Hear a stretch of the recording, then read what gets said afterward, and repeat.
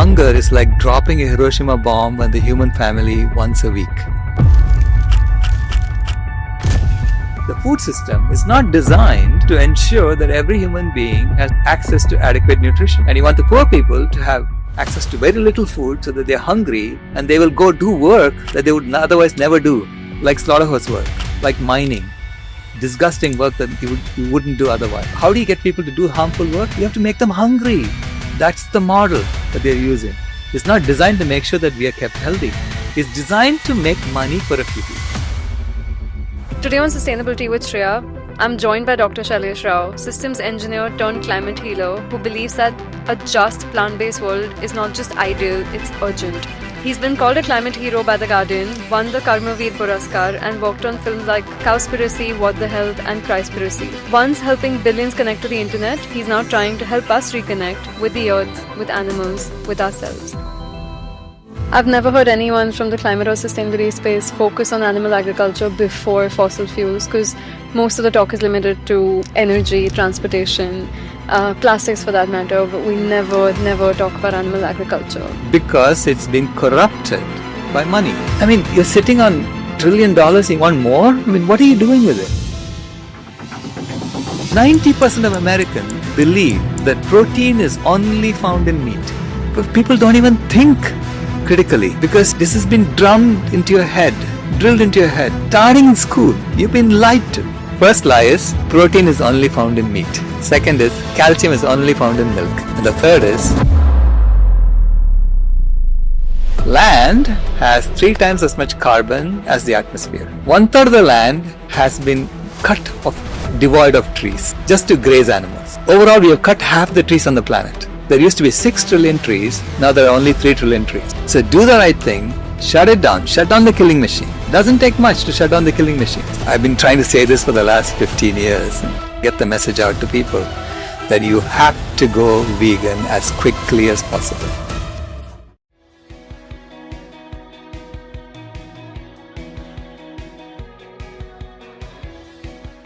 Dr. Shailesh Rao, welcome to Sustainability with Shreya. It's an absolute honor. And if you didn't know this, Cowspiracy was the reason that I went vegan almost about 9.5 years ago today.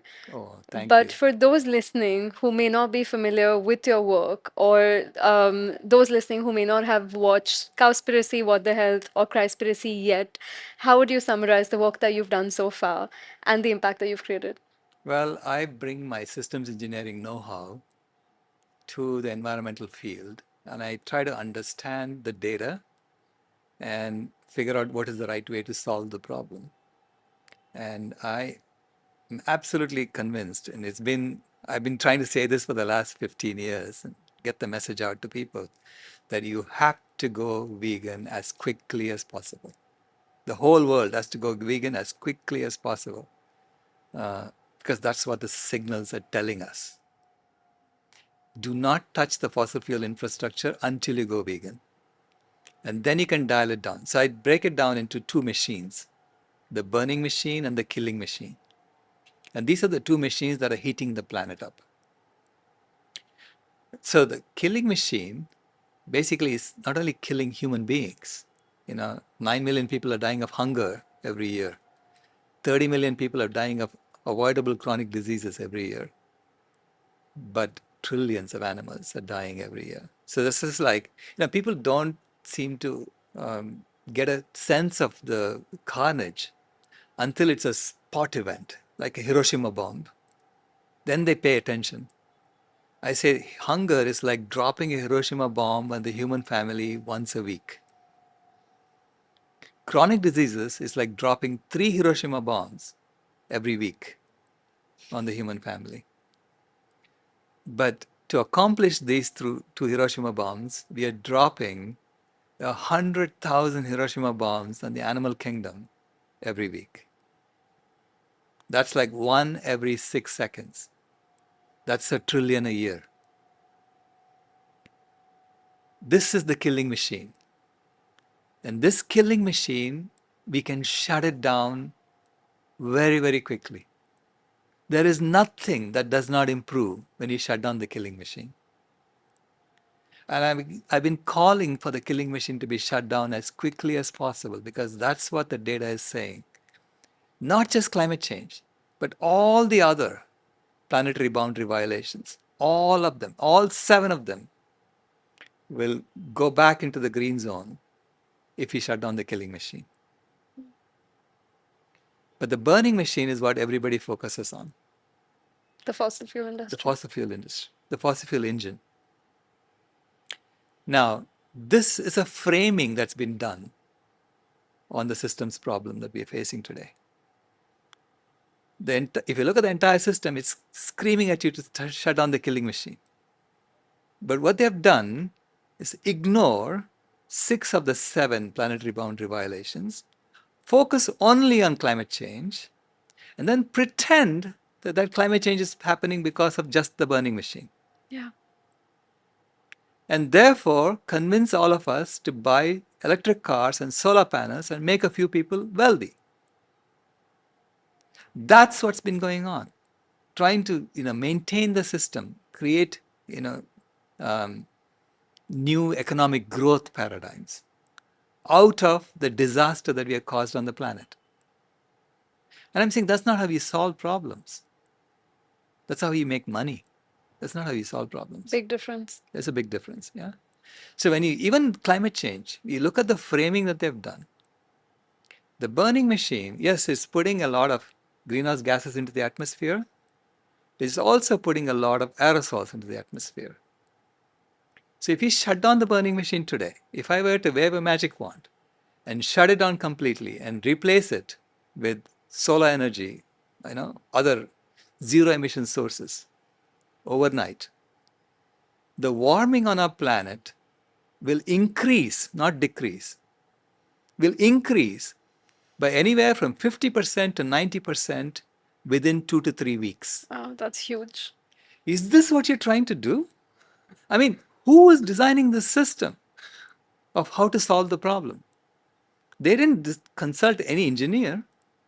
Yeah. Because any engineer worth his salt would have done what I'm saying to you, would have figured this out. It's not that hard to figure out. Shutting down the burning machine should happen second.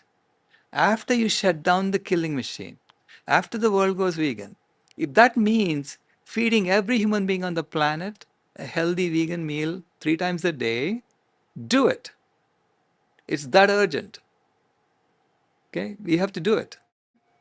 And then slowly dial down the burning machine over time so that as we lose the aerosols, the trees are sucking up the excess carbon from the atmosphere.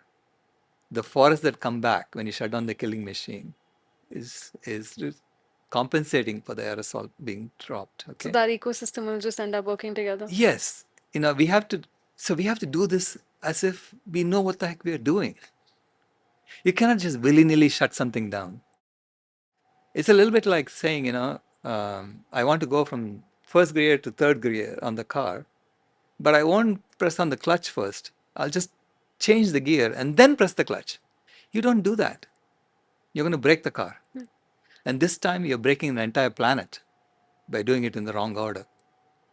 And so the leaders of the world who don't either understand this or they understand it and they are deliberately doing it, to me, you're playing with life on the planet. Yeah. Is this what you want your legacy to be? So talk to engineers, please. We are the specialists at solving problems. Yeah, plenty of those in India. There are But plenty of those. Plenty of those around the world. Okay, we understand data. We look at data and we figure out how to solve problems. This is what I've done throughout my entire life. And I say, please use my expertise. I've never heard anyone from the climate or sustainability space focus on animal agriculture before fossil fuels, because most of the talk is limited to energy, transportation, plastics for that matter, but we never talk about animal agriculture. Because it's been corrupted by money. We're not really solving the problem. We are trying to figure out how to make money out of the problem. So we have to take that out of the equation. Okay, this is a serious issue now. David Suzuki basically said, we are done. He's giving up. He's saying that we have gone beyond the point of no return. Now, I don't believe that. because as an engineer, I have modeled nonlinear systems, and I know how difficult it is to predict tipping points. So I will never say that we have gone beyond the point of no return at any given point in time, because I will say you always have time to do the right thing. Hmm. So do the right thing, shut it down, shut down the killing machine. It doesn't take much to shut down the killing machine. Stop impregnating animals. And it's done. It's going to stop. Okay? All you have to do is stop impregnating animals. You, that's not our domain to go stick our hand in someone's vagina and get them pregnant. Yeah, That's what we are doing to every animals. single day. Shut it down because that's an abuse of the feminine. So when you shut it down, within a couple of years, animals are going to disappear. Okay? We are not going to have this killing machine anymore.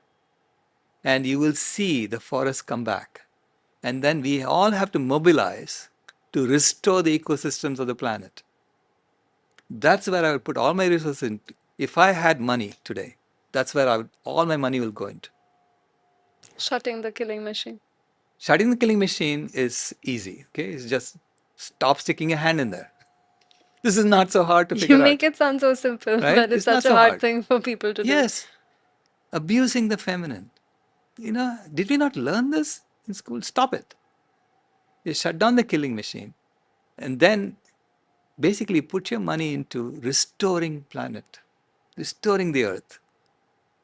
Okay? And so if that means creating water retention structures on land, bringing back the ecosystems that we lost, restoring wildlife, that should be our focus right now, because that's nature-based solutions are the only way you're going to address all 7 planetary boundary transgressions simultaneously. Mm. This is, to me, nature is the perfect system design. She has told us, here is a solution waiting for you. All you have to do is to eat idli sambar, roti sabji, and dal chawal. This is not so hard to do. Eh? It's actually quite enjoyable too. Yeah. And go and plant trees. Plant the native trees that used to be there. Bring back the watering holes for the animals so that they come.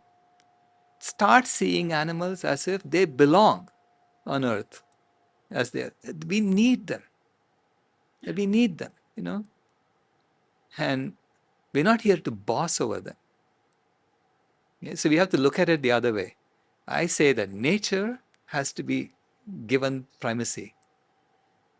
In my worldview, nature is the perfect system design.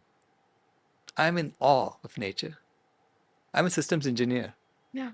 I wish I could design anything, 1/10 of what she's able to do. What about it? How do you look at nature as a systems engineer? It's the perfect system design because, there is no such thing as waste.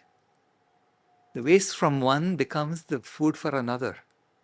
It's a complete circular economy in which there is zero waste. Have you ever designed anything that's zero waste as human beings? This is not zero waste. Anything that we do, we have to, even if we try to bring back the materials that we lost, you never get 100% out of it.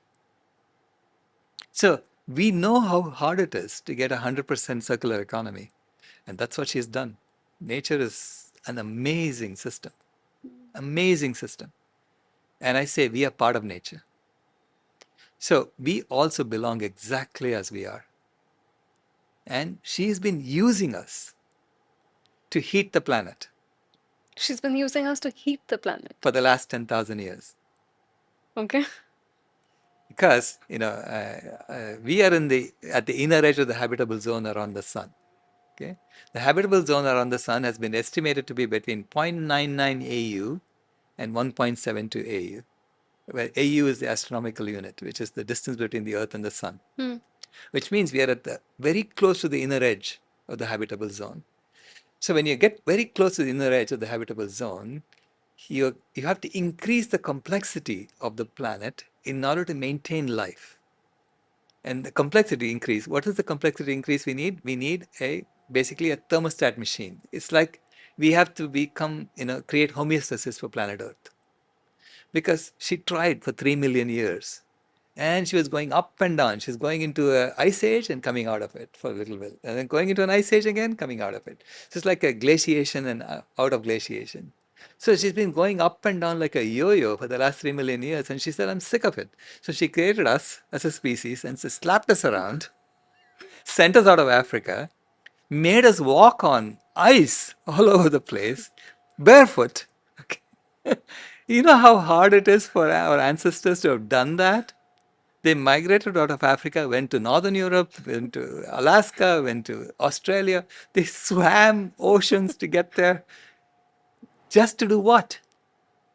To do agriculture during this warm period. We started agriculture everywhere 10,000 years ago or 12,000 years ago. And in the process, we chopped down trees to do that. And we heated the climate. Okay? And we kept the temperature constant for 10,000 years. So we were the thermostat species for 10,000 years, and we didn't even know it. Okay? And now, for the last 200 years, we raised the temperature by 1.5 degrees Celsius, and we are feeling the heat. And we And are the measuring it with consequences. thermometers and saying, wait a minute, we are heating the planet. As species, we are heating the planet. I mean, that's amazing, isn't it? It's amazing. And we think, oh yeah, we're heating the planet. And now we are saying, let's just overheat it and let's just make money out of it. And I'm saying, guys, heating the planet is like, you've been given power over something, so much power you've been given, and you can kill yourself with that power. That's what we're doing. I'm saying you don't have to do that.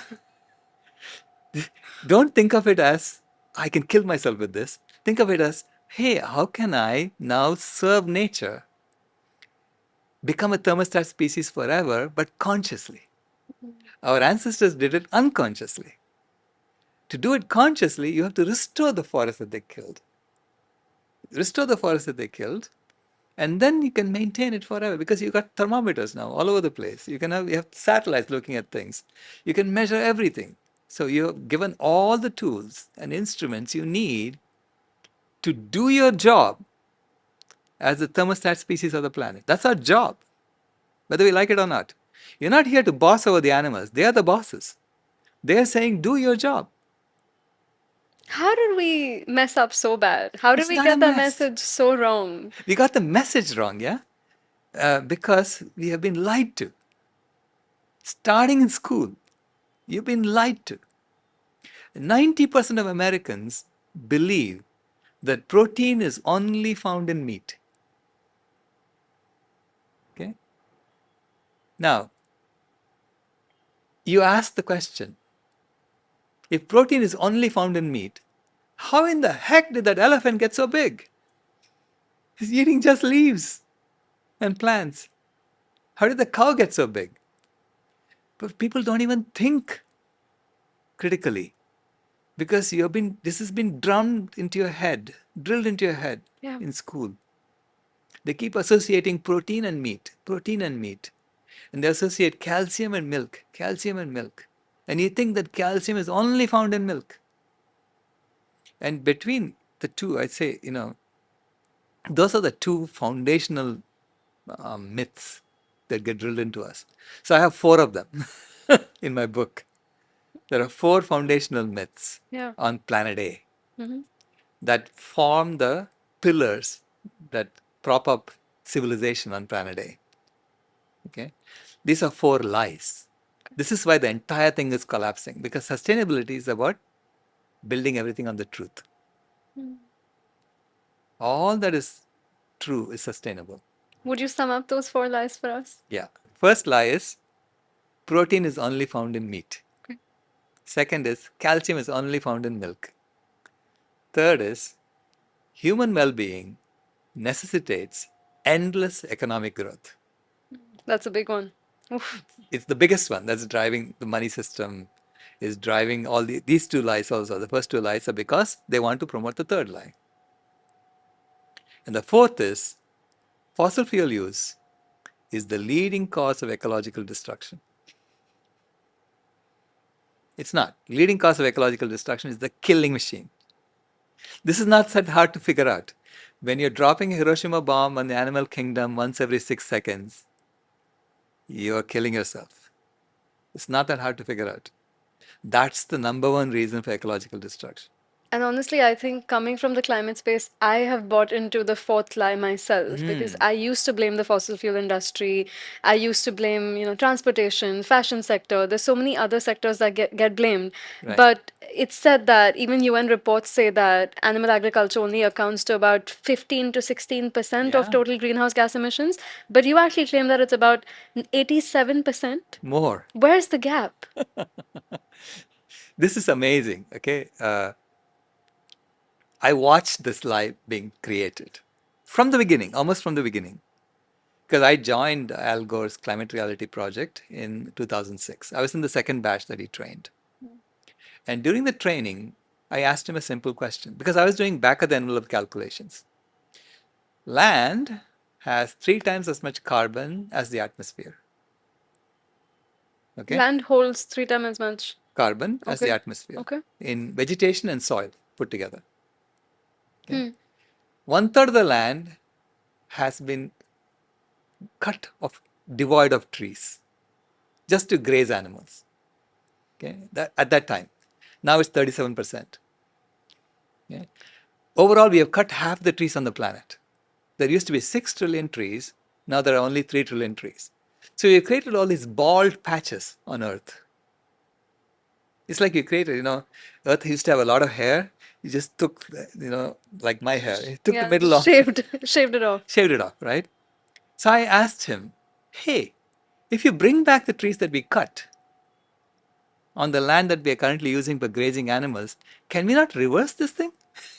Because trees are holding 90% of the land carbon in among the vegetation. 90% of land carbon. Okay? Hmm. Simple math. Simple math. It's simple math. It doesn't take much to figure this out.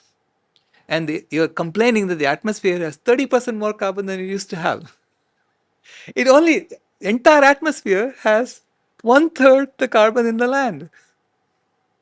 I mean, nature is so amazing that as we chop down trees and release carbon into the atmosphere, she took the excess carbon and she started stashing it in the remaining trees.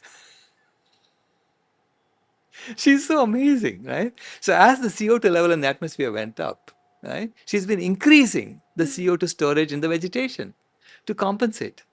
So most of our emissions is being sequestered by the remaining trees. So now trees have all been super pumped up, the remaining trees. And if you now bring new trees, they'll be just as super pumped up, which means they can suck it down very quickly. Okay? As they suck down and as the trees die, the new trees will then have less and less carbon because the CO2 level in the atmosphere has come down over time. Makes sense. So this is such a beautiful system design in which, we have been used to create homeostasis for planet Earth. And once you realize you've been used, then you can acquire some humility and realize that there is a superior intelligence at play here that you've been part of, and then recognize that you're playing a vital role actually in service of the animals. You're here to serve the animals, not chop their heads off and serve their bodies on a plate, but serve them. Because right now we flipped the script. Yes. We misuse the word dominion, which always meant stewardship and taking care of them instead of that dominance over them. No. That's what we do right now. Anyone who says, "Look at me, Top of I'm the food chain, at the top of the food chain," it looks ridiculous. You're ridiculous, pretending to be that. No, you're not. Yeah, so many You people have still believe power. that. I mean, I don't, there's a Calgary stampede going on right now in Calgary. It's a week-long animal abuse fest. Let me put it that way. Where poor animals are brought and they're shown who's the boss. Okay? What do you mean? I mean, It's like I the have no idea. rodeo, and Oh, they okay. go and rope the. I mean, all kinds of animal abuse is going on, okay?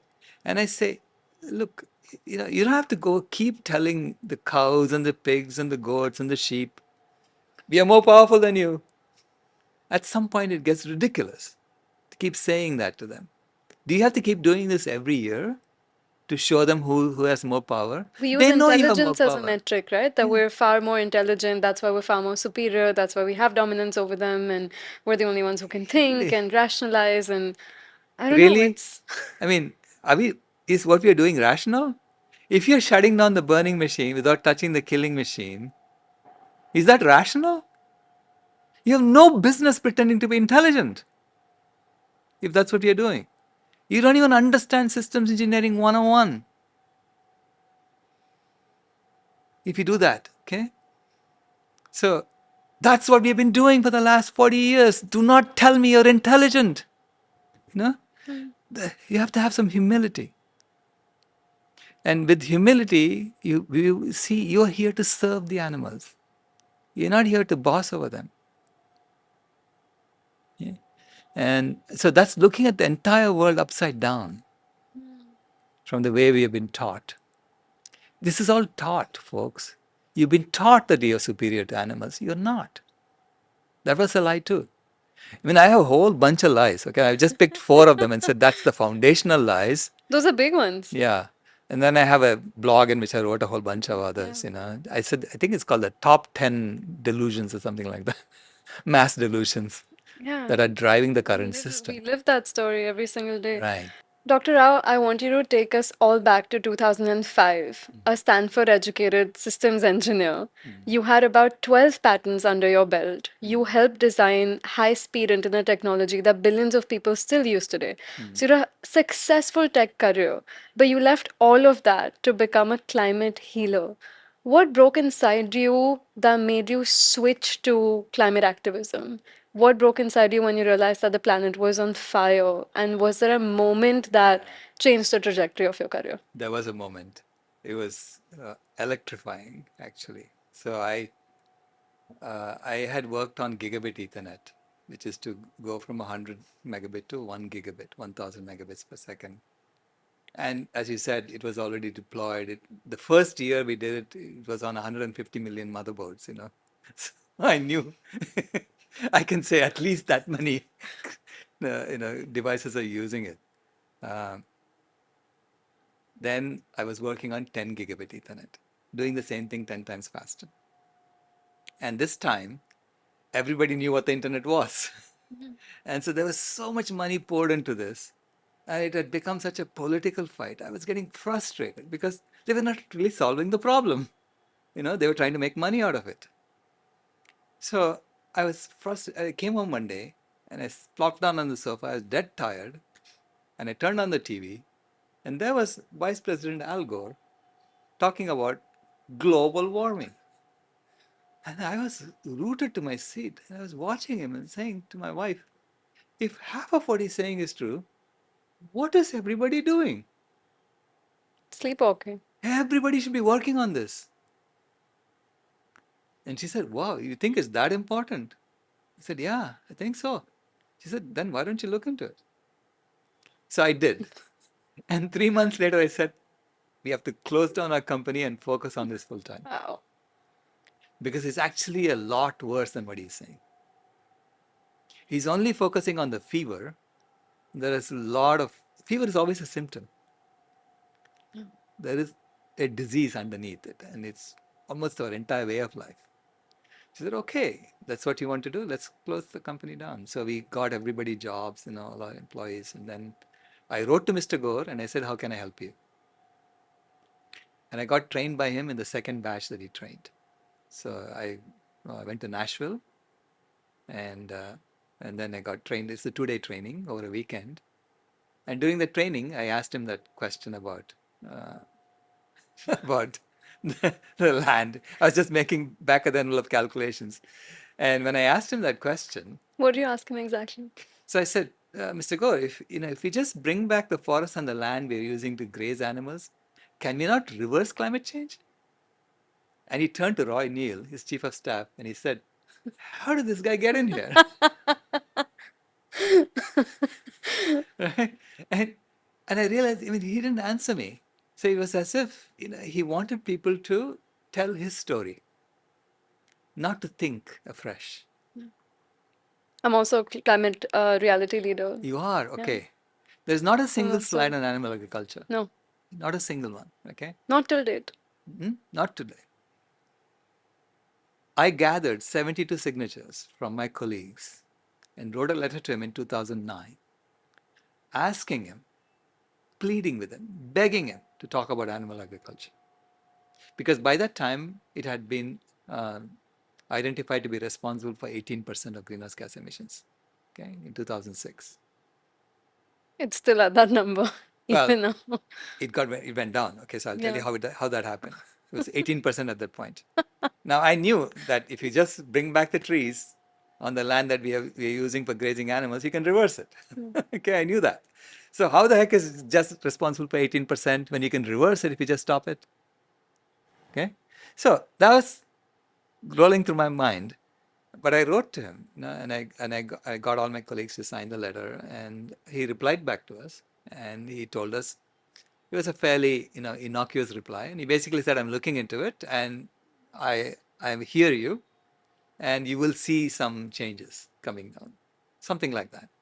I have the exact text of the letter. I can give it to you. Please. And Glenn Mercer has it in his book, "Food is Climate." So then Goodland and Anhang wrote a paper in I think World Resources Institute or World Watch Institute, saying that it's actually 51%, not 18%. And they got to the 51% number by just fixing bugs in the UNFAO's report. Fixing bugs, really. Fixing bugs, meaning you didn't count this, you didn't count this. Just looking at things and saying you didn't count a whole bunch of things when you said 18%. Okay? So that paper came out in 2009 after I sent a letter to Mr. Gore. And that was a shocking paper because I read that and I said everything they're saying makes sense. But then I'm an engineer. So I'm not a scientist in the sense I don't go do field work and do hypothesis testing and so on. I look at scientific data and I try to figure out how to solve problems with that. Okay? That's what I do as an engineer. So I wanted the scientists to thrash it out, figure it out. So I waited for the FAO scientists to respond to this direct challenge to their report. Where basically Goodland and Anand were saying, you guys are incompetent. You didn't look at this, you didn't look at this. So the FAO scientists responded in 2011 in the Animal Feed Science and Technology Journal. And they had these reasons why they were right. Okay, they wrote a paper. And then the editor asked Goodland and Hanang to respond. And they responded point by point and shut it down. At the end of that, if I were an FAO scientist, I would be hiding somewhere. It was that direct. Okay? So at that point, the editor asked the FAO scientists to continue the debate, respond to what Gulran and Anang are saying. And they declined to continue the debate. Then I said 51% is established science in my mind. Okay? As an engineer, I'll pick that number over anything the FAO said.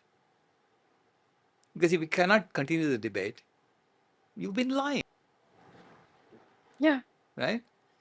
So then what happened was I wrote a second letter to Mr. Gore saying, excuse me, this is even worse than I thought. And if we don't include information about animal agriculture, we are deliberately miseducating the public. Agreed. I cannot be part of that, so I wrote something like that. And again, I got my colleagues to sign the letter. And this time, he didn't respond to me. Yeah? And I got a call from his office saying, we hear that there's going to be a protest at the next training. And are you part of the protest? And I said, no, I'm not part of the protest, but you need to hear what the protesters are saying. And they were talking about Goodland and Anand's work. Oh. So that was in 2012. So I went to the training and there were protesters outside holding signs up saying, Mr. Gore, we need your full leadership. 51% is missing. That's powerful. Right? That's what they were holding up. And I went in, I was a mentor, I was helping him train people. And I got a note from his people saying, don't ever go out and talk to the protesters. And when I get a note like that, and I'm a volunteer, and I'm coming there on my own accord, I rebel. Excuse me. You're not supposed to tell me things like that, okay? So I went out and showed them the note and said, keep it up. Keep it up. You're making a difference here. So they took a picture of it and posted it on Facebook. And they called me into a room and said, did you show them the note? I said, yes. They said, if you ever go out and talk to the protesters again, we'll kick you out. I said, you kicking me out? What are you talking about? I'm walking out on you. So I You walked out. voluntarily walk out. I Is that? voluntarily walked out, okay? And since then, I basically have cut my ties with the Climate Reality Project directly. I mean, I still get their emails, okay? I'm Yeah. not that, but I don't look at their slides. I think that they're miseducating the public. And I think it's a damn shame that I later realized that he had started Generation Investment Management 2 years before he started the training process. So there's a clear conflict of interest there. Okay, That's what it is, and that's what I don't understand. Why do we hide this from the public? right. In whose interest is it? Is it the corporation? Is it the government? Is it, cultures? Is it small farmers? Whose interest are we holding? It's all of them. It's one big, huge ball of wax called a system. The system on planet A is designed for extracting from the planet and funneling the wealth to a very few people at the top. That's what it's designed for. Its objective function is to enrich a very few people at the top. That's the objective function. So you look at every aspect of that system, like the food system. Let's take the food system, for instance. We are taking 6 times as much food as we need from the planet. Even when people go hungry. Yet, 800 million people are going hungry. 9 million people are dying of hunger every year. Okay? And the people who have plenty of access to plenty of foods are eating all the wrong foods and they're getting sick and they're dying of avoidable diseases and they're overweight and obese. I mean, America is consuming half of the pharmaceuticals on the planet. You know, America is not half the population. So they're all being farmed because they have the most money. And the pharmaceutical companies are saying, let me extract the money from there. You have to go to where the money is. So how do you extract money from somebody? Make him sick. Factory farming. It's a factory farming system. It's a factory farming system that's using all of us. Maybe a few people are aware of it. I don't know what's going on. But you can deduce that by just logic and looking at what is really going on. And so it's a system that is designed for the wrong objective function. So which means the food system is not designed to ensure that every human being has access to adequate nutrition. It's not designed to make sure that we are kept healthy. It's designed to make money for a few people. Okay? Yeah. And to do that, you need the people who are rich, who have more wealth. The wealth meaning, these are paper currency, okay? Who have lots of pieces of paper with pictures of dead presidents on them. You want those people to have access to very, very rich food that make them sick. And you want the poor people to have access to very little food so that they're hungry and they will go do work that they would otherwise never do, like slaughterhouse work, like mining, like disgusting work that you wouldn't do otherwise. That harms the health as well. Yeah, it harms their health. Harmful work, right? So how do you get people to do harmful work? You have to make them hungry. That's the model that they're using. And so this entire system is now designed around this overall objective function of making a few people wealthy, and all the rest are being used. Why would you want to continue with this system? So I say this is planet A. Planet A is the climate heating system. That's what your book's about. Right. And it's done a great job of heating the climate. I assure you, it's the best at heating the climate. Now you say, I don't want to heat the climate anymore. What do? I say, reverse everything. So planet B is the world of planet A turned upside down. Okay? Where you build it on the four foundational truths, not the four foundational myths. The truth is, all plant foods have all amino acids and have complete protein. Yes. How do I know that? We measured it in the lab. That's how you know these things. You know? So there is a database of 11,500 foods from the University of Minnesota in which you can check every amino acid and how much of it is there in every plant food. All of them have all of it. Yeah. Complete This is protein, why as you said. complete protein. This is why elephants are eating just plants and growing so big. Hippos, Right? gorillas, horses, Yes. you name it. We are the species that need the least amount of protein in our food. Yeah. Among all the mammals, okay, human breast milk has the least amount of protein. Even the mouse milk has more protein than ours. Really? Yes, because we are the slowest growing mammal in the world. We grow from baby to adult in 18 years. A cow has to grow from calf to cow in 18 months. And the cow is 5 times our size. So if you drink cow's milk, you're drinking a fluid that's designed to make your body grow 50 times faster than you ever need to grow. You think that's good for you? No. This is why it's inflammatory. It's highly inflammatory to your body. And the root cause of so many diseases. Yes. First of all, it's cow's milk. Okay? It's designed to make a calf go from baby to adult in 18 months. Okay? You're not a cow. I never was a cow. There is no other species that drinks the milk of another species. And if you tell me that's the only source of calcium, I say, where are the other species getting their calcium from? Do they not need calcium?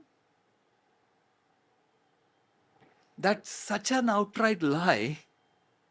I think dairy is the world's longest and biggest scam I fully agree with you.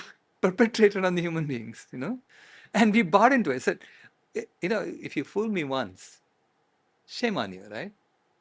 But if you fool me twice, it's shame on me. So if knowing all this, if I drink dairy, it's shame on me.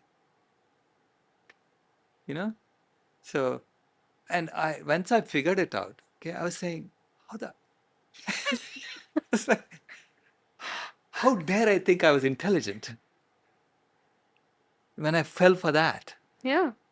That know? conditioning, it made me question everything. Like, Yeah. how did my elders not know this? How did, school not teach us this?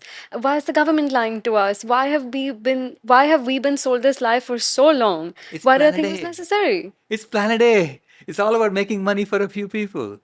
So it entirely depends on conning us, deceiving us at the bottom to be quiet as you're being factory farmed. Yeah. It was that exact same sentence that cow produces milk for her own child and we're drinking another mother's breast milk even though we're fully grown adults. Just that didn't make sense in my head. Yeah. It's crazy. To get calcium. Yeah, to get calcium, imagine that. And calcium, by the way, cow's milk, I mean, the dairy industry to me is the core foundation of planet A. Because when you buy dairy, when you buy that myth and you go buy milk every day, you're paying for the cow on a daily basis. Okay? So then when the cow is finished giving milk, she's all paid up and she can be chopped up into cheap beef and leather. So the source of cheap beef is dairy cows. Which means if you stop drinking milk, I mean, this is the kind of power we have. okay, as individuals and as especially as lacto-vegetarians. The power we have is when you just stop that, when you realize that you've been conned, you've been deceived into drinking something that's really bad for you. And when you stop that, you instantly, I mean, undercut the foundation of McDonald's, the foundation of Burger King. All the fast food chains are going to come crashing down because they don't have access to cheap beef. Because then you'd have to raise the cow just for the beef, and then beef will cost as much as steak. Dr. Rao, read this recently that just on the same point, I read this recently that India became the second largest exporter of beef in the world. And when I posted about this on LinkedIn, so many people started arguing, saying it's not cows that we kill, it's buffaloes. Yeah. It's buffalo meat. Is there a And big difference?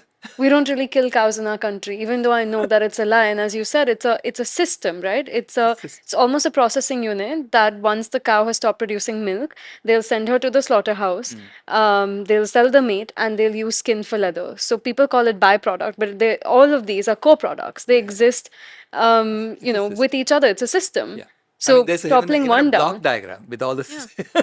all Exactly. inputs and outputs, right? And you can see from the livestock, what they call livestock. I don't call them livestock. They're not stock.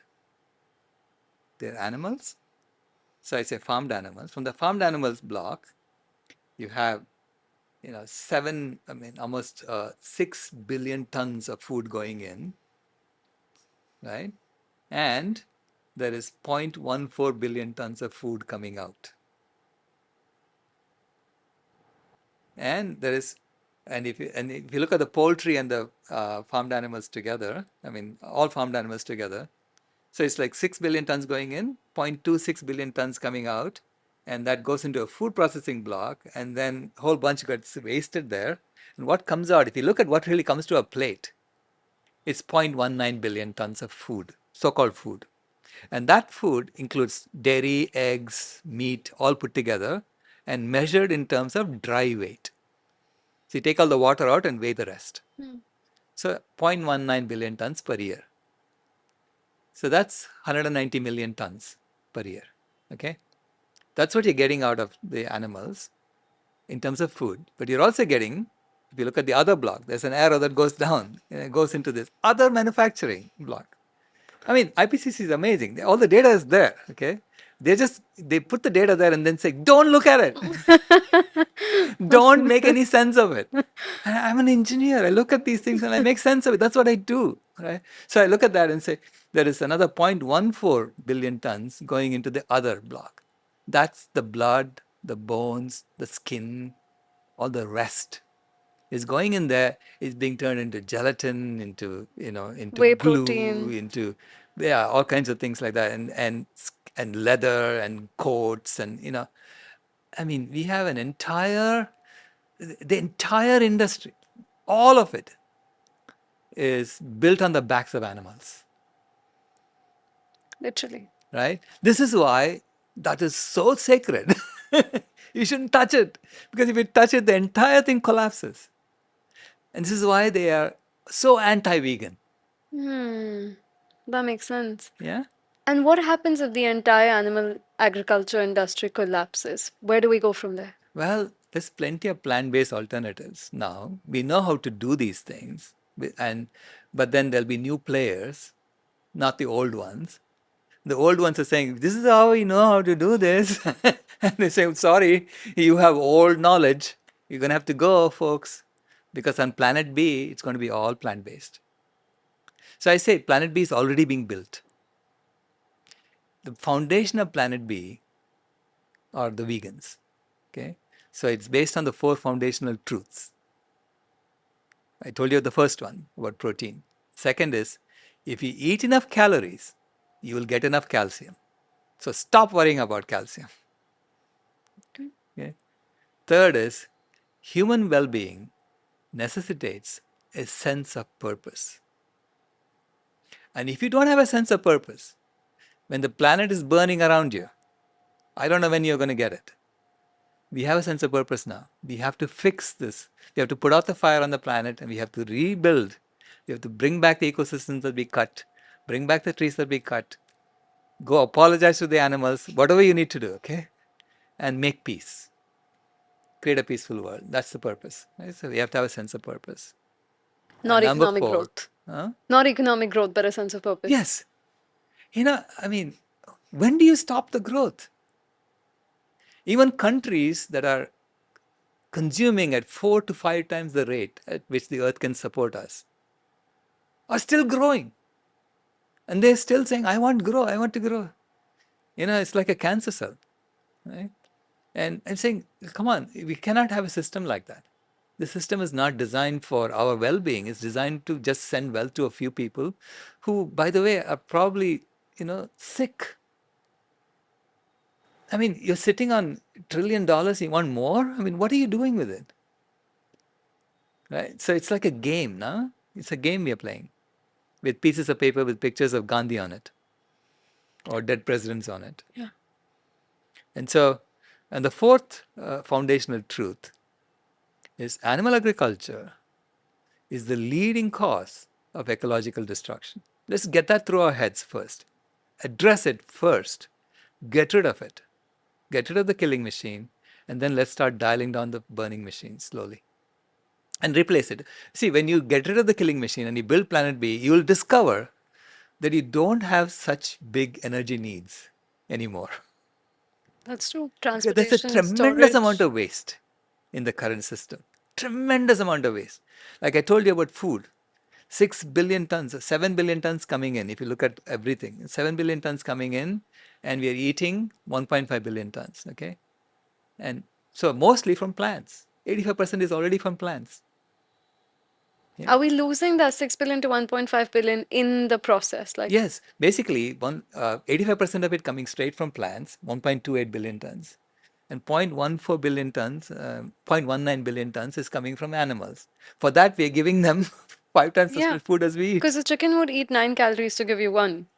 Yes, when you count calories alone, the chicken also needs fiber. So I look at the weight. So I look at the total weight of food that they're eating compared to the weight of food that's coming out. Okay. So if you were to talk about chicken, if how much food is that chicken eating to give me whatever amount of protein that chicken gives me? The numbers are there in the block diagram, but I think they mix chicken and pigs together. Okay. So I don't know exactly. Okay. No, skip. Yeah, Well, because what I read was it was somewhere around, I think, 9 calories of grains the right. chicken will eat and it'll give you 1 calorie. So I know that was massively protein inefficient. Yeah, it's In that sense. tremendously inefficient. It's 39 to 1 in terms of weight. Overall, it's 39 to 1. 39 to 1. Overall, if you look at all animal foods coming out to all foods that animals are eating, there's a 39 to 1 reduction. So if they eat 39 kilos of food, plants, because all of these animals that we're eating are eating plants to Well, mostly. Okay, they're taking the remains of one animal, feeding it to the other animal. They're doing all kinds of things like that. So it's a horrible. You look at the killing machine, and you understand how the killing machine works. You would throw up. It's that horrible. pet food, because I know this about pet food that it's minced meat, but it could be any meat, Any meat, any yeah. dead animal from Right. any carcass of any animal. So Yeah, that's what you mean. horses, everything, any roadkill, everything. Yeah, but the animals, the animal feed, okay, for chicken has the remains of cows. The animal feed for cows has the remains of chickens or the remains of pigs, because they used to feed them everything, and they discovered that you get diseases that way. So now they're cross feeding them.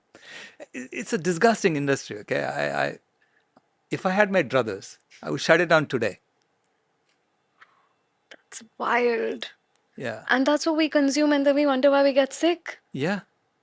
But it's mostly plants. What they're eating is mostly plants. So there's 39 kgs of plants you have to give to an animal to get 1 kg of food out of the animal on average.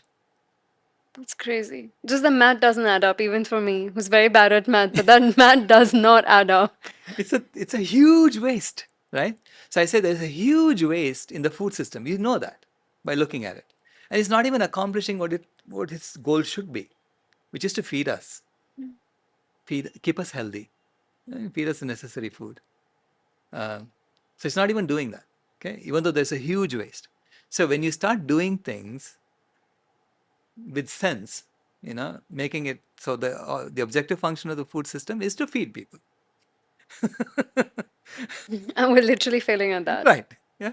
When you do that, and you may need, instead of 1.5 billion tons, you may need like 2 billion tons of plant inputs to get 1.5 billion tons on our plate, so we can eat it. Okay? When you do that, uh, you will discover that the amount of energy you need to run planet B is an order of magnitude less than the amount of energy you need to run planet A. And when you discover that, you realize, hey, I don't need that many solar panels anymore. Now, if you flip the order and you say, I have to turn the burning machine off first, you're going to be creating a whole bunch of solar panels that are completely useless when you finally realize you have to shut down the killing machine first. Yeah. And we're sitting here arguing about how they're recyclable, or Yeah. how we dispose of them, and what we do, with energy and efficiency and EVs, blah blah blah. But Right. we're not talking about what needs to be spoken about. Right. I mean, again, transportation for what? See, I've traveled here. Okay, people have asked me, so why are you traveling? You're using planes, right? This is my second trip to India this year, right? So I try to keep it to one trip, and I try to do multiple things during my trip. So last time I came, I stayed here for 4 months. Okay, but I traveled here because I think it's very, very important that people understand this distinction between the killing machine and the burning machine, and that we need to shut down the killing machine first and then turn off the burning machine. Okay, it's not yet well known. And as I told people, hey, if the world was vegan, I'll be sitting in one place. I don't need to travel anymore. But until the world is vegan, I have to go around telling you, excuse me, you're focusing on the wrong things. Yeah.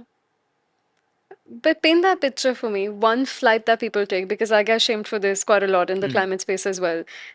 If you're flying versus if you're eating a plate of steak, how do those carbon emissions add up? Is it Well, more impactful to stop traveling, or is it more impactful to turn plant-based? remember, the carbon emissions that they calculate for food is based on the FAO's miscalculations.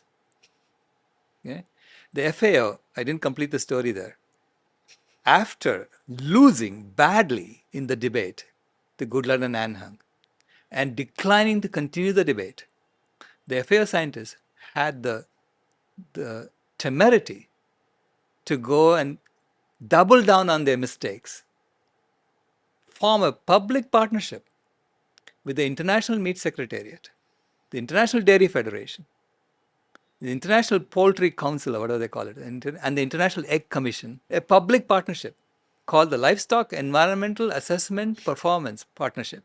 How do LEAP livestock partnership. and environment go in the same sentence? I don't know. Livestock Maybe. Environmental Assessment Okay. Performance and Performance Partnership. Got it. Okay, so they are now going to look at the data and fix it properly with the help of the industry.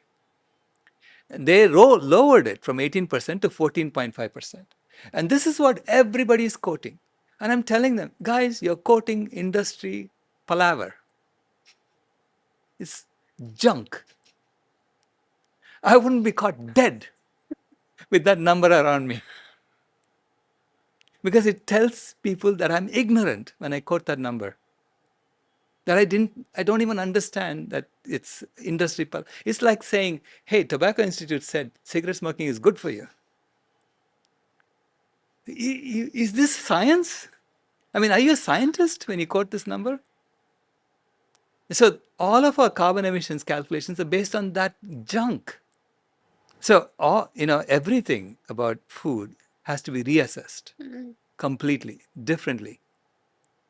And it has to be reassessed taking into account the fact that when you consume plants, when you switch to plants, you're going to release land back to nature. So there's a carbon opportunity cost for eating animals. Yeah.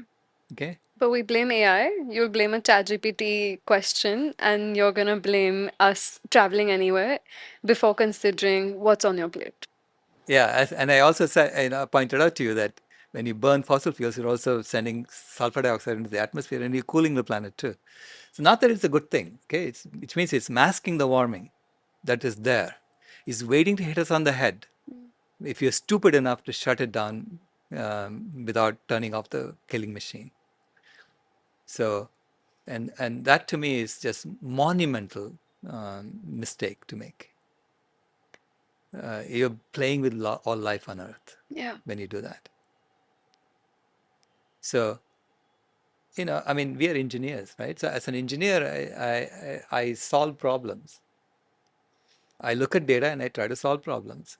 And as a systems engineer, I'm usually the first one they come to and say, can we solve this problem? And how would you do it? What's the optimum way to do it? Right? What do you If say? someone came to me today and said, can we solve these 7 planetary boundary violations that we are seeing? I say, yes, we can solve it. And I mean, I know the solution that you should take first, right? Which is to shut down the killing machine. There is, there's absolutely no question in my mind. That's the first thing I would do. End animal agriculture. End animal agriculture. Go vegan and end animal agriculture. As if your life depends on it. What can other engineers do to be part of the climate solution? Oh, wow. It's not a climate. See, I see it as an ecological reset we have to do. We have to go from heating to healing, heating to cooling. And so that's literally looking at every design that we have done and rethink it from the perspective that there is a finite planet and there is no place to throw the waste away. All engineering has been taught assuming that there is an infinite source of resources and an infinite sink for waste. There is no consequence to throwing the waste out there. Now we know that it is absolutely not true. Okay, so engineering in institutions that are still teaching the old processes are going to find themselves irrelevant in the near future. So I appeal to them, please rethink your curriculum. Look at every process you are going through and then evaluate it and make sure that you're making it as circular as possible and you're minimizing the use of resources. Yeah. So we have to rethink engineering completely. To me, engineers cause the problem. Because engineers design. Yes, engineers designed this planet, planet A. We engineers designed it. And if the planet is not sustainable, we engineers are responsible. How do engineers get us out of it? Go back and look at it, and redesign everything on planet B with the right inputs and with the right foundations. So not a linear system, but a circular one. Yeah. Make it as circular as possible. Do not think that having a center for sustainability absolves you of the responsibility of fixing all the other processes. Because when we have a center for sustainability, we are saying everything else we are doing is not sustainable. Yeah? And so sustainability is some specialty. No, it's not. It has to be built in to every curriculum. So I don't expect to see any center for sustainability. I love that. Yeah. To me, it's a telltale sign that you haven't understood the problem. And in fact, every engineering college that's still serving meat in its cafeteria has to first examine itself and say, do I know systems engineering 101? Do you understand that as an engineering institution? If you do not understand systems engineering 101, you have no business teaching people. The data is there. Okay? If you're serving meat, I'm sorry. You are on the wrong side of history. Same for so many other climate conferences that Climate conferences, look, they are making it very, very clear that it's an absolutely corrupt institution. Okay? I stopped going to UN COPs after Glasgow. I went to COP26 and I was so sickened by the display of abject, corruption, where ticker tapes of corporate sponsors was being shown to everybody in public. And I'm saying, you're making it very, very clear that this is not a serious enterprise. So all the cops, I mean, and they even, blocked off a road so that um, the Yeah. the big people who Yeah. come to these conferences on private planes, in private planes, mind you, to a climate conference, wanted to go from the venue to a museum to have dinner, eating deer meat, venison. Okay, they blocked off a road, 4 miles of it, with a so-called steel curtain, and my car was on the other side, and I had to walk around the damn thing. And I said, to eat venison? To eat, for some people to eat venison, I had to walk 4 miles this way and come back. I said, I'm absolutely not going to be participating in this kind of nonsense. So I said, we are starting VCOP, a vegan convergence of the peoples. And so we've been doing that since then. We've been calling it VCOP. So our 22nd VCOP is happening end of July. It's all online, so anybody can participate. And where we are serious about solving climate change, about solving not just climate change. Climate change is the fever. The earth has diabetes, cancer, you name it. She's got it because of what we have done, right? But she can heal very, very quickly if we just start doing the right thing. That's beautiful. Yeah. You described the way we look at climate change so succinctly that we block off the progress, we block off the data for some people to still have meat on their plate. And that's how people look at it. That's my personal choice. If you want to be vegan, you can be vegan. Who are you to tell me, my plate, my choice? How do you respond to that? Is eating meat still a personal choice if it's harming the planet? Well, it's harming the planet, okay? But we are moving from a system based on fear, on lies, on delusions, to a system based on love and faith and the truth. With love comes freedom. It's messy. So you cannot force anyone, say, you have to eat. What you can do is feed them. And I assure you that if you go and feed people healthy food, give it to them for free, they'll eat it. Yeah. Food is something that ties us together as a community, okay? Someone comes and says, here, I made this for you. You eat it. No matter what you eat it, right? And if it's tasty, you love it. So that's how we need to bring them in. I say the way to their heart is through the stomach. And it's our hearts that need to open. It's not about saying, it's my right, it's my planet, and you're messing up my planet. That's not the way it's going to work. Because that's about forcing people. That's not how it's going to work. That's the old model. That's planet A. Planet B, it's about love. It's about creating an entire system. Imagine that. Creating a system based on love, based on peace, based on respect for animals, where there are no cages, and everyone is happy, and everyone is basically creative. So I say we are in the most creative period in human history right now, because we have to go from planet A to planet B. We have no choice but to do that. Okay, and to me, that's creating an entirely new system in which we haven't imagined before. It's not about going from capitalism to communism. What the hell? You've tried that, right? No, there are other ways to do these things. Okay, so it's designing these new systems, and that's what I wrote about, in this book, imagining how you would do that, and then planet B will take over. See, I subscribe to the two loops theory of change. Two loops theory. Two loops theory of change. Okay.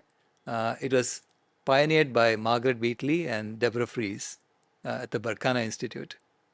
And they said that big living systems can never be changed from within.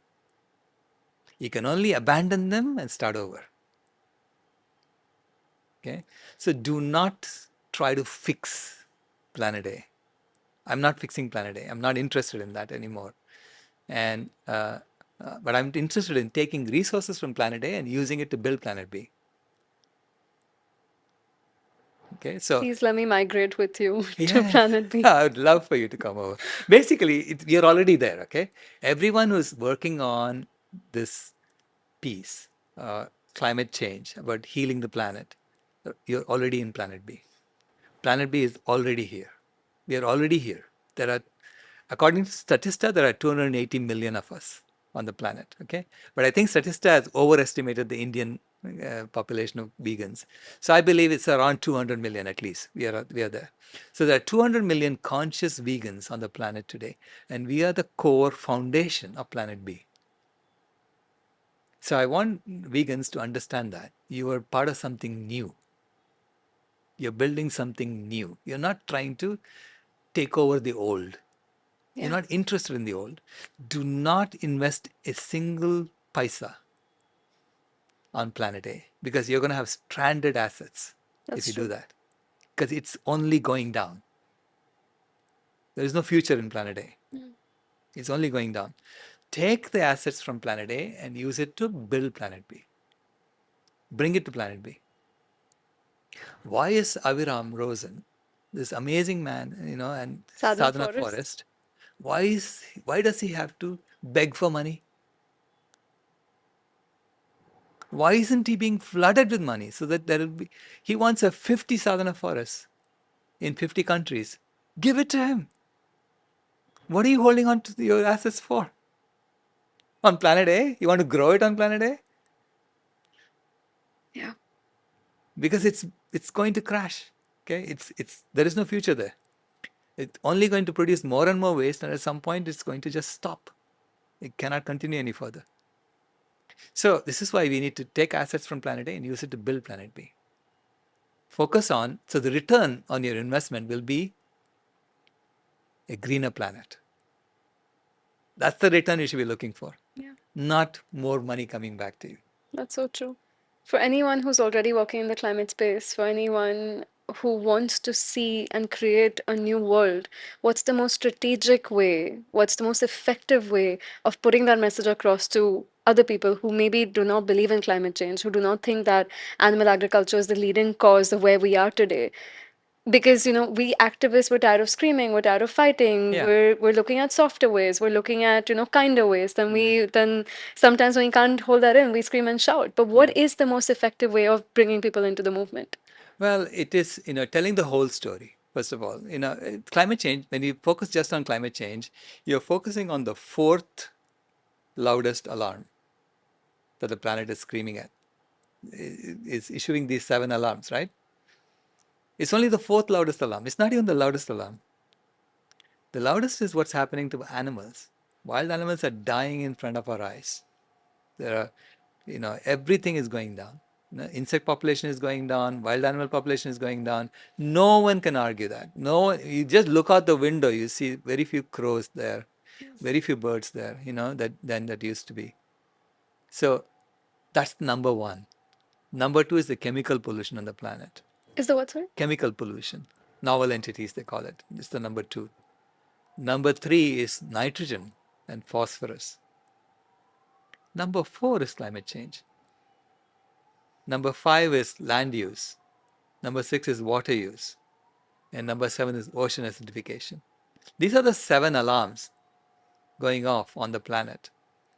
And the one thing you can do to address all 7 of these alarms is to go vegan. That That's addresses all 7 of powerful. these alarms. If you drive an electric car, you may address the fourth alarm. You may. Even that, I tell you, if you do that while you're still eating meat, you're actually causing the thing to get warmer. on an incremental basis. If you're using an EV while you're still eating meat, you're causing the planet to go warmer. Go warmer on an incremental basis. Why? Because you're cutting down on the fossil fuel use, which means you are reducing the aerosol component, which means you're stopping some of the cooling, and therefore I'm experiencing more heating because of what you're doing. Go vegan first, and then you can look at your fossil fuel infrastructure. Any message to the vegans who are tired of, sounding the same alarm over and over again, but No, people no, won't keep at listen to it. us? Keep at it. And two things I want to tell vegans. Number one, um, be optimistic. Look at the positive things and amplify that. Do not amplify the negative. Do not say, oh my God, we are losing, this sort of nonsense. Okay. Yes, we are being attacked by the meat industry, meat and dairy industry. They're mobilizing, they're fighting us tooth and nail. Yeah, I see that. I know that. And I expect that. That's okay. But if you focus on that, you're amplifying their efforts. You're playing their game. That's so true. Yeah. Focus on the positive that's happening. Lots of people are waking up and you're drilling into their heads daily. At some point, it's going to hit. So people are going to wake up. Focus on those who are closer to the fence and bring them in. If you have resources, support organizations that are working on reforestation. Okay? And go donate to temples and churches and mosques and have them deliver healthy food to their people. Okay, so that's where all our resources should be going in creating a food system that's for health, not for diseases. It's not about making vegan cheeses and things like that, because to me that's about mimicking the planet A. Focus on health, on well-being of people. Help them with through complete well-being, spiritual well-being, emotional well-being. It's a see the transformation from planet A to planet B is a spiritual and cultural transformation. Why do you say that? There was a quote from Gus Peth. I don't know if you know that. Do you know that quote? Gus Peth was one of the top. Is one of the top environmentalists in the U.S. I think he was the co-founder of NRDC and the Dean of Environmental Studies at Yale University. In a BBC radio interview, he said, I used to think the top environmental problems were uh, biodiversity loss, ecosystems collapse, and climate change. And I thought that with 30 years of good science, we could solve these problems. I was wrong. The top environmental problems are selfishness, greed, and apathy. Indifference. And to address them, we need a spiritual and cultural transformation. And we scientists don't know how to do that. Okay. And I said, I'm an engineer. I'm not a scientist. And I can understand problems and figure out how to solve them. Okay. So I'm saying that it's a systemic issue. So you have to create a system on planet B that's about selflessness, about generosity, about activism. So if you reward in the system, if you reward selfishness, greed, and apathy, you should expect selfishness, greed, and apathy. That's the system you created. You're rewarding selfishness. You're saying the more selfish you are, the more money you get. That's the kind of system we have. So why are you so shocked that there is selfishness in the system? Because you're rewarding it. So you have to create a game in which you're rewarding selflessness, you're rewarding generosity, you're rewarding activism. So if you want to promote that game, donate to Sadhana Forest. Donate to people like that. Okay? To organizations like that who are going to use that resource to build more greenery, bring more animals into the. So you have to create a system in which you reward selflessness, generosity, and activism. And the result will be a spiritual and cultural transformation by just the game we are playing. See, we play games as species. That's how we coordinate our actions. Money is a game. So you're really good at making money. Excuse me. That just means that you're pretty cunning at some things and you know how to grab onto some things. I don't know. You're good at playing some game. Yeah. So there are some rules. Some ways you get money, they call it theft and they throw you in jail. Some other ways they say, okay, we put a statue up for you. It's also theft, but yeah, we put a statue up for you for that. These are silly games we're playing, okay? I say that money has to be a way to measure my time, and your resources and my resources. How do you deploy my time? How do I deploy my resources? That's what money should be used for. It's not a game. It's about optimizing how we put our resources and where am I good at? What am I good at? How do I give my gift for the well being of all? Because ultimately, we have to get to a system uh, in which we are giving more than we are taking from the planet. And if we do that, then the planet will thrive and we will thrive with it. As long as you continue a system in which you're taking, and not giving hardly anything, the planet's going to die. This is not complicated to understand. That's the trajectory we're on. That's the trajectory we're on. That's planet A. That's good for heating the planet, but it's over. Good for causing cancer on the planet, good for causing diabetes to the planet, causing kidney problems to the planet, all kinds of problems we cause to the planet. Okay, but it's heated the planet. And the planet will never ever go back to another ice age again as long as we are around. So we have accomplished something amazing. So we have to take that into account. We have done something amazing, nothing to be ashamed about. There is no blaming, there is no shaming necessary Yeah, for what's going on. that's so true. How do we get to that spiritual cultural awakening that you were talking about? And what role do storytellers, filmmakers, Yes, TikTokers, yes. podcasters, what roles do these creative artists have to play in that So awakening? there are four roles that Margaret Wheatley and Deborah Fries identified in transforming from one system to another. First is the role of a trailblazer, where you are doing new things, that's never been done before, like making, shoes out of pineapples and things like that, right? So, I mean, there's so many creative things we need to do. Remember, we need to remove that entire block that's got animal agriculture in it and replace all those things and for the essentials that we need with plant-based alternatives. So these trailblazers are necessary. Yeah? And then there are the protectors who fund the trailblazers, who protect the trailblazers from being crushed by Planet A, which wants to suck them into Planet A and then add some milk to it. you know, and say, right? So, and if you're only looking for money, you'll be tempted by them. But when you realize you're building something in the infrastructure for Planet B, that you're part of something really new, then you will say, I don't want the money from Planet A because that's going to become a standard asset anyway. Right? So you have to then see what your goal is, right? And a lot of vegan businesses are in that second category. They're doing it because they want to. They want to help people go vegan. Yeah. Right? So those are the trailblazers and the protectors.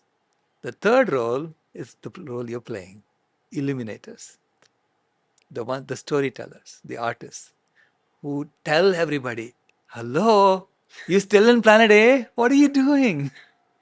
There's It's a more better way to beautiful this live. Come side. along. There's a Yeah. better way to live called Planet B, where we are friends with the animals. We don't have to hide from them, where we don't have to kill them. We don't have to be ashamed of it, you know, where we're building something new. And the sooner we build Planet B, imagine this, right? I'm 65 years old. Most of my life, I've been in Planet A. You are going to be, most of your life, you're going to be in Planet B. Isn't that, I mean, I envy you. You've paved the path though.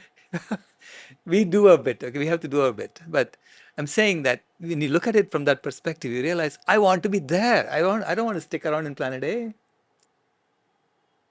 Okay, so that's the role of the illuminator, is to convince people that they're going to be missing the boat if they're not doing something on planet B and telling the story of the transformation. You've That given me such an important title. I love Illuminator. That's what I'm going to call myself. People good ask me for what you. to do. I'm an illuminator. That's what Dr. Rao said. I'm an illuminator. I And love the it. fourth role is the role of a hospice worker, whose role it is to help systems on planet A die gracefully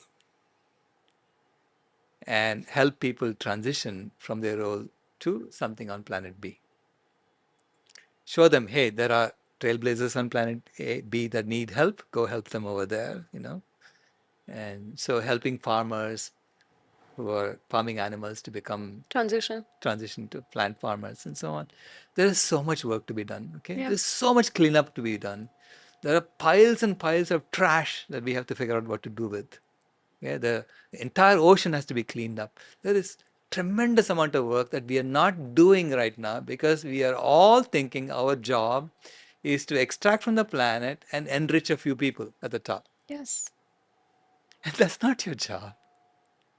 There's better things to do with your life.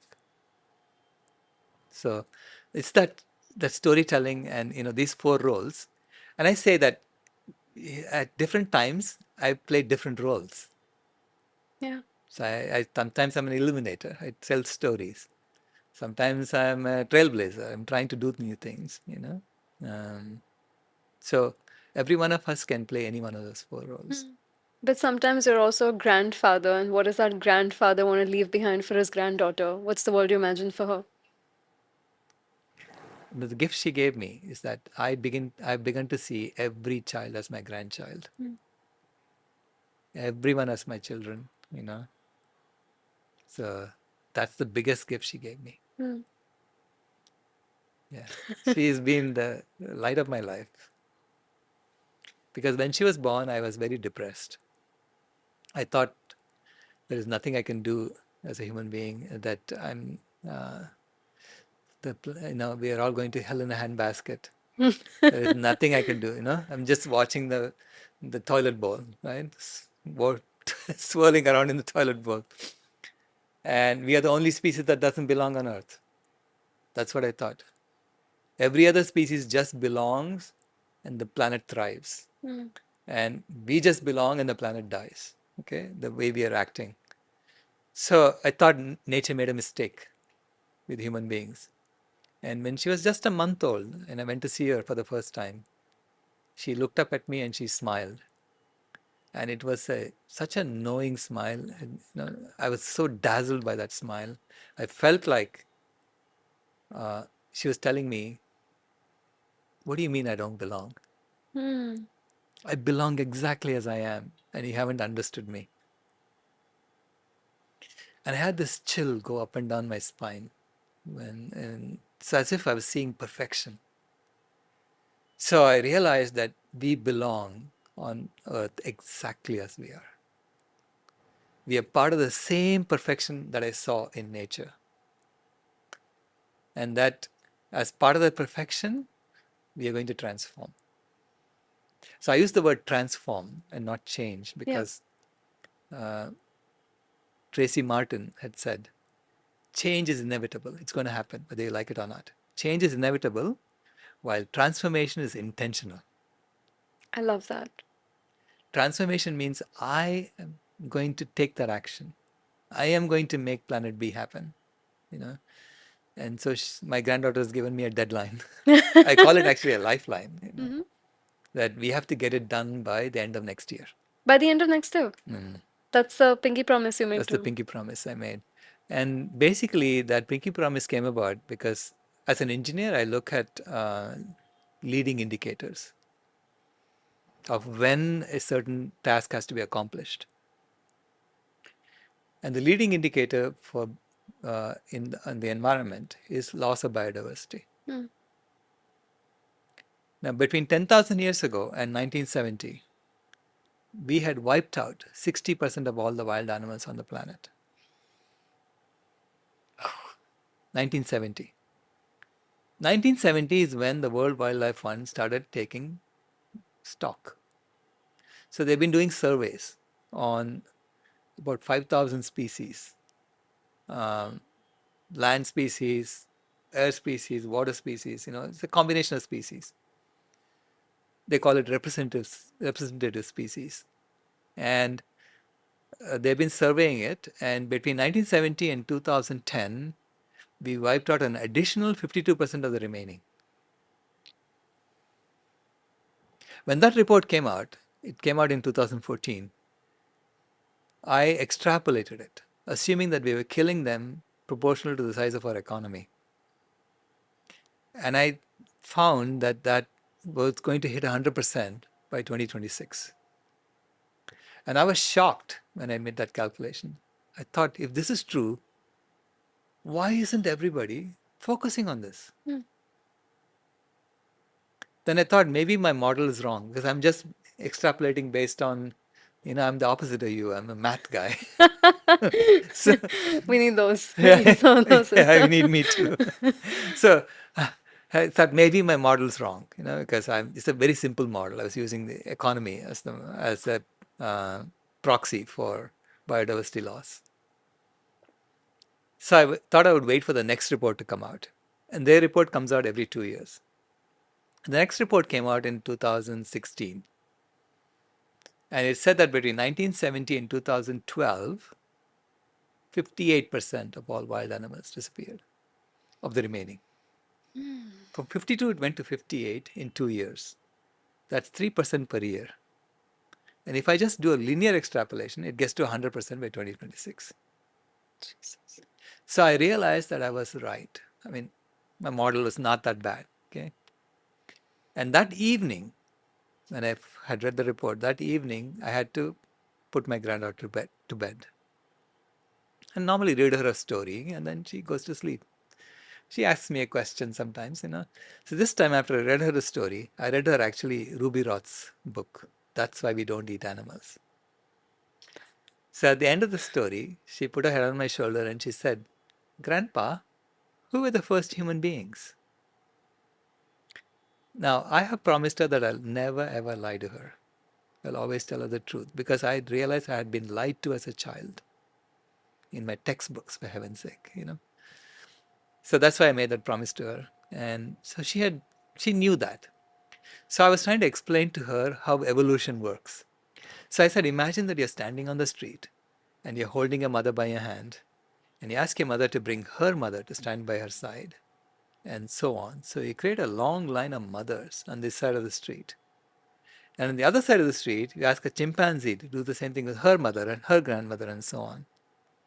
When these two lines go from Phoenix to Tucson, which is like from Mumbai to Pune, they will merge. Because both lines are going to say, hey, that's my mama too. That's the nicest way of explaining evolution I've ever heard. I mean, that's the truth, okay? Yeah. Immediately she just sat up in bed. She said, what? Are you telling me that animals are my family? And I had never put it together like that. Oof. But she immediately connected. Vasudhaiva Kutumbakam became visceral for her. She said, then, I said, yeah, now that you put it that way, they are your family.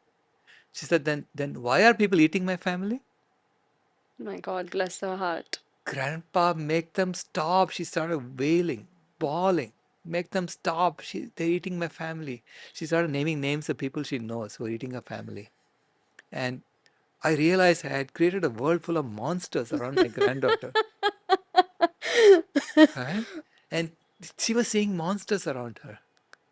And I was trying to console her and I said, Kimaya, this is what I do. It's my job to make them stop. She stopped crying. She looked at me. She was like, this is your job? This is your job? You haven't done your job? Then she shook her finger in my face. Do your job. Because the solution to her problems was just lying there on bed. Think of it from her perspective, right? We are adults. We are supposed to create this world for our children. And this is what we try to do. And she was seeing the adults lying there, doing nothing, sleeping. So she said, do your job. And then she said, when will you do your job?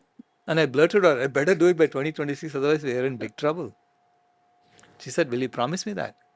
said, okay, I'll promise you that. She said, will you give me a pinky promise? I said, okay, I'll give you a pinky promise. And I had no idea what it meant. She said, hold out your pinky. And then she locked a pinky in mine and she said, you can never ever break a pinky promise. And then she went to sleep and I couldn't sleep because I realized I'd made a very serious promise to a little girl on behalf of my generation, to her generation, that we are going to solve this problem. Okay? It's not like we don't know how to solve this problem. We know how to solve this problem. Yeah. Okay? It needs systems thinking. It needs her heart. And it needs this sincerity that you really want to leave a beautiful world for your children and your grandchildren. And I mean, I love my granddaughter, okay? I have this intense feeling of love when I see her. And then I was in Paris for COP21. And in Paris airport, there was a couple ahead of me who were Indian, by the way, who were Indian couple ahead of me. And the husband was on his phone and he walked off on this slanted escalator. And the wife had a daughter, a pram with a baby, and a suitcase. And she was standing there saying, how do I get on this? This guy left me. So she looked at me and she said, will you help me? And I said, sure. Would you like me to take your luggage? She said, no, no, no, take my daughter. So I held her daughter's hand in my arm, in my hand. And I had the exact same feeling as if I was holding my granddaughter. And at that point, I realized that they're all my grandchildren, Yeah. And the promise was made from my generation to her generation that we are going to sort this out. Okay? We're going to stop with the BSing and the deception and the lying and and the con games. We are going to get sincere. This is an engineering project. There is no engineering project that ever gets done successfully with people lying to each other and competing with each other. Yes. It has to be collaborative. So we have a problem that's a global problem that we have to solve. Okay? There are 7 planetary boundaries that have been violated. There are scientists screaming it's too late. And I'm saying stop screaming that it's too late. Let's solve the problem. Let's try it out. Let the world go vegan. Let's do it for a year and see what happens. If you cannot even do that, do not pretend to me that you are a grandfather or a father or a mother. If you cannot even do that for your children. You got a pinky promise on another granddaughter that you're not going to stop what you're doing and you're going to keep at it and you're not going to stop until the animal agriculture industry is over. So that's a pinky promise on camera. You have to keep going. Absolutely. I am not going anywhere until that industry is shut down. Big work. Okay. So you want vegans to be optimistic because Number one, yeah. you know we're going to win at the We're end gonna with win. truth. Yeah, absolutely. Yeah, we're living on the side of the truth. Yeah. So don't let anybody tell you we're losing. Don't buy that because you are amplifying that. Number 2, know that you belong exactly as you are. Yeah, that you're loved exactly as you are. Yeah. And that if anyone tells you take human beings out and the planet will be fine, don't buy that. No, the planet won't be fine. Planet is saying, what do you mean? You can't leave now. You got a job to do. You think the monkeys are going to clean up the ocean? Are you out of your mind? You have job to do. So we have to fix it, right? So the third thing is know that what other people think of you is none of your business. And that frees you. That's important. Yeah, it frees you. And so be free, and do what you dance your dance. Okay. I want you to look directly at the camera. To anyone listening to this, what's one promise you want every listener to make today? And what is something they can do right now to be part of the solution? Be part of it. As a vegan. So these are the 3 things. If you're not vegan, just damn it, go vegan. So the promise of being plant-based or being vegan. Yeah, being vegan. Vegan meaning, people say, don't use the word vegan. I say, no, When someone says don't use the word vegan, it's the system telling me don't use the word vegan because it hates it. Excuse me, whatever the system hates, I want to do that. Yeah. Yeah. Right? So, first of all, I use the term vegan as vitally engaged guardian of animals and nature. Oof, that's beautiful. That's who you are as a vegan. Okay? A veganism is a way of living that seeks to exclude, as far as is possible and practicable, all forms of exploitation of animals for food, clothing, or any other purpose. Tell me, what about that definition is unacceptable? Who among us wants to exploit animals unnecessarily? Who does that? Only a psychopath would do that. So if you say, I don't want to hear the word vegan, you're saying, I want to be a psychopath. So I use the word vegan. I'm proud of it. I say, as a vegan, you have to be out as a vegan. Out and proud as a vegan. Okay? And we also use the term vitally engaged guardian of animals and nature. Beautiful. Right? And that's, to me, is a vegan. Okay? And if you ask what should anyone do for the environment today, if you are not vegan, please go vegan as quickly as possible.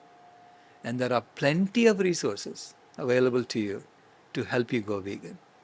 There is 10 weeks to vegan that Vegan Outreach does for free. They'll teach you how to do it. And there are so many resources on the internet. Okay, so there is really no excuse anymore. Great. Right? So that's number one. If you're not vegan, please go vegan. And if you're vegan, if you already have gone vegan, there are three things. One, always be optimistic. Because whatever you're focusing on amplifies in the universe. And so if you keep looking at the positive side, and there's plenty of positive things happening around you, even though the meat industry and the dairy industry are fighting us tooth and nail, we are still winning. Why? Because we are on the side of the truth. The truth always wins. Their entire industry is dependent on lying about protein and lying about calcium. Okay? It's an outright lying. And you can see that. Right? So knowing that, know that you will win. So therefore, please be optimistic and always point out that the world is going to be vegan, whether you like it or not. It's going to be vegan. Right? It's going to be vegan. Second thing I ask vegans to do is know that you belong exactly as you are.